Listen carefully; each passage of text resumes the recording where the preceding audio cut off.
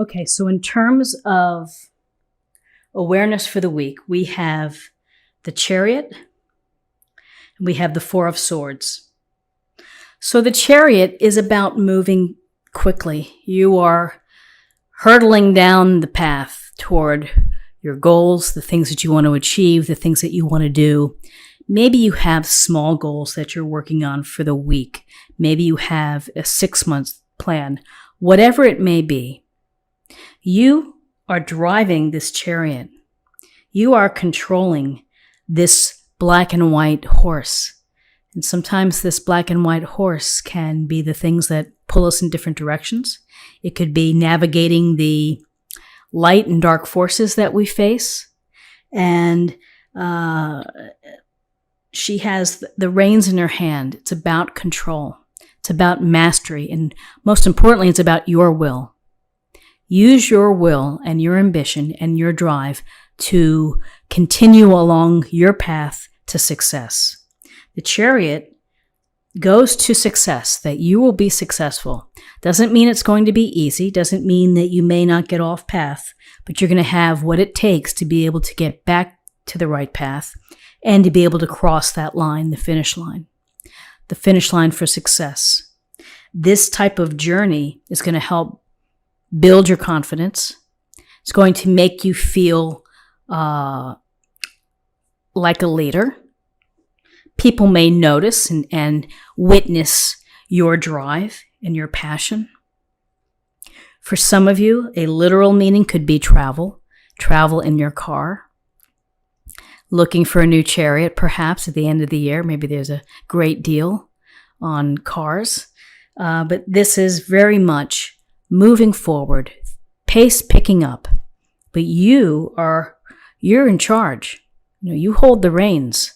So your mastery is going to lead to success. So interesting with the Four of Swords. This takes a keen attention, watching, being ready, reflexes. And sometimes that's a lot of energy.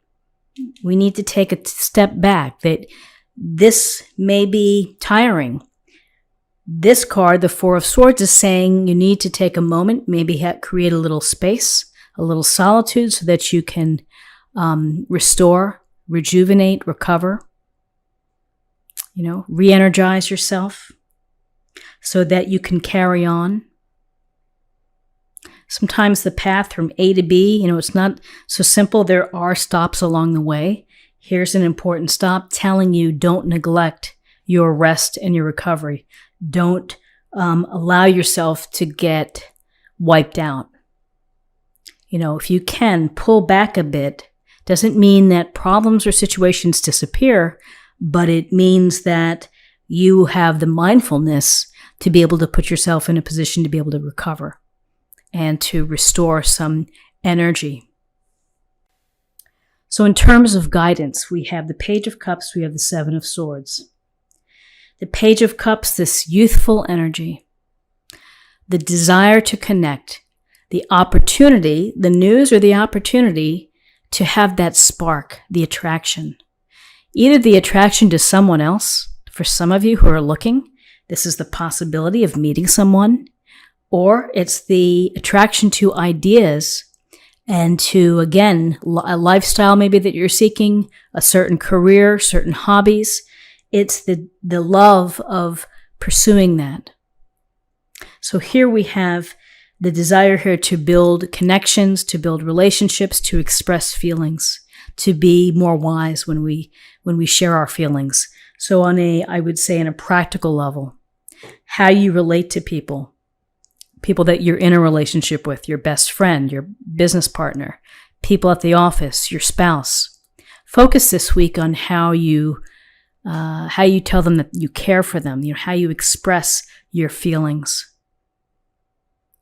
Our relationships really lead to our happiness. They're the core at our happiness. So it's important to be, attentive to them, to express yourself honestly, to tell someone if you care for them, to let them know. Don't make them guess. Tell them. And then with this earnestness and this sincerity here of the Page of Cups, we do have the Seven of Swords. The Seven of Swords can indicate a little trickery. Someone maybe not being totally honest with you, maybe trying to pull a fast one. So if you are involved in with someone new, or getting to know someone new, maybe this is a word of caution, is that it takes time to develop relationships. It takes time to get to know someone. Allow that time to unfold, and see how people react, what they say, what they do. This can go to deception, to lying, to someone wanting to take something of yours. So you simply have to be, I would say, this is a warning. This is, when you have your eyes open and you're kind of seeing things for as they are, then, you're the wiser person here. You're going to be able to tap into that energy. Again, though, I will say that the Seven of Swords, we all get those phone calls, that the IRS, you owe thousands of dollars to the IRS. You need to call this number immediately. That's a scam because the IRS doesn't call people. They send letters to you. There's always someone, it's like identity theft. You have to be vigilant. You have to be tuned in of what people say, what they do. If it looks too good to be true, then, think about that. In terms of possible outcomes, interesting. Possible outcomes, we have the Two of Swords and we have the King of Wands. So the Two of Swords is, when we have twos in a reading, twos are about decisions. And this cross swords here of this woman, you could imagine that maybe she's at a crossroads or maybe she's at a stalemate, that she can't make the decision. She's a little bit stuck, or she's not ready to make a decision. Maybe there's information out there that she hasn't checked out. Maybe she's not ready to make a decision with respect to the Page of Cups, the Seven of Swords energy or person. That you're just you're right there and you're not willing to see things yet. You're not willing to release. You're clutching your heart and you are, maybe you're at an impasse. You can't decide. So interesting with this Two of Swords is the King of Wands, because the King of Wands brings this blast of energy and charisma and action. Someone who is a can-do, someone who is very successful, more than likely by judging people, by understanding people, by being very talented and willing to put in the hard work. I see a big connection between the Chariot and the King of Wands, which is the ambition and the drive to be successful, to do things. So, a couple things here. This King of Wands could be you asserting yourself, ultimately thinking about what's going on and then making some decisions that impact your ability to reach your goals, to accomplish things, to have certain relationships. Or the King of Wands could be someone who's experienced in your life, someone within your family or at the office or a counselor who can give you some good advice, who can support you, who can listen as you run things through. So interesting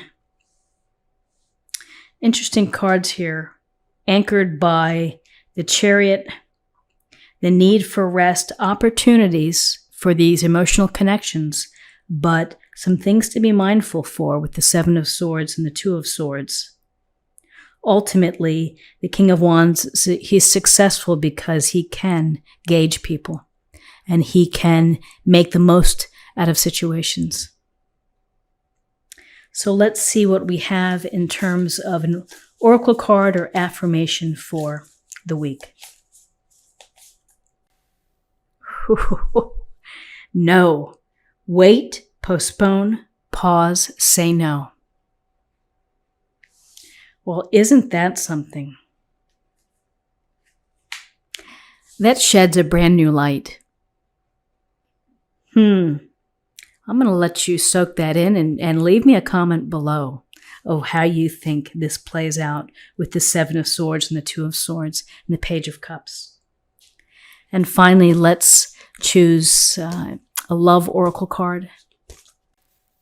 Forgiveness. You are now able to activate the power of love in order to release past hurts. So releasing past hurts can open up the way for new things to come to you. If you hang on to the hurts, you're blocked. You may feel untrusting. So to the degree possible, not everyone can forgive. It's unique. It's special to each person, but, allowing things to settle and to be in the past, just let it go and be in the present and be thinking of the future.